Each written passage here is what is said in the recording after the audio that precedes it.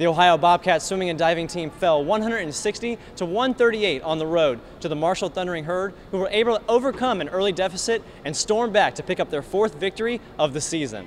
The Bobcats were able to get off to a great start like they have all season long by taking 1st and 2nd place in the 200 medley relay. From there, Ohio jumped out to an early 3-point lead after the 3rd event when Laura Dawson won the 200 freestyle, picking up 9 points for the Bobcats, the same amount of points scored by Marshall's next 3 swimmers. After Dawson's 1st place finish, Ohio won another 3 consecutive individual events, including the 100 breaststroke, in which senior Tori Baggin finished with a time of 1 minute and 3 seconds, 5 seconds better than Marshall's 2nd place finisher. On the very next race, freshman Elena Patz won her very first individual event in the 200 butterfly with a time of 2 minutes and 7 seconds, putting the Cats ahead 65 to 37. Marshall, however, used the 50 freestyle to respond quickly by having 4 swimmers finish in the top 5, allowing the Thundering Herd to close the gap from 18 to 7 points, and they would do much more than close the gap, as the Herd took the lead through half of the events by taking advantage of the fact that they had 4 divers facing off against Ohio's lone diver, Carissa Connor.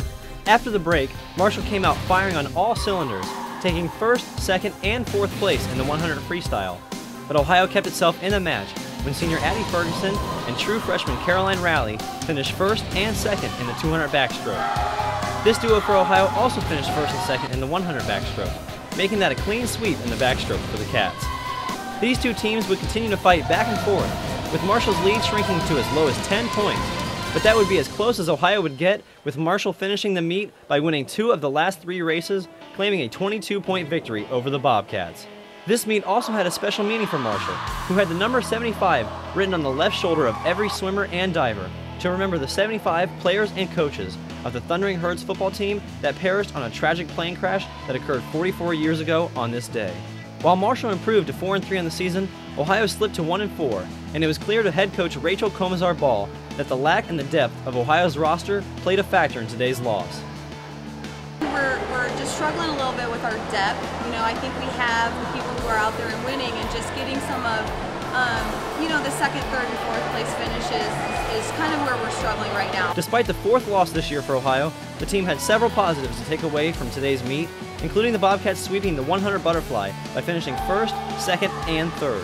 We're going to kind of stay the course of what we've been doing and just, again, learn from it, and hopefully the Hokie will be a good meet for us. The Bobcats return to the pool next week for the Hokie Invitational, a 3-day event which will take place at Virginia Tech. For WOUB, I'm Justin Holbrook.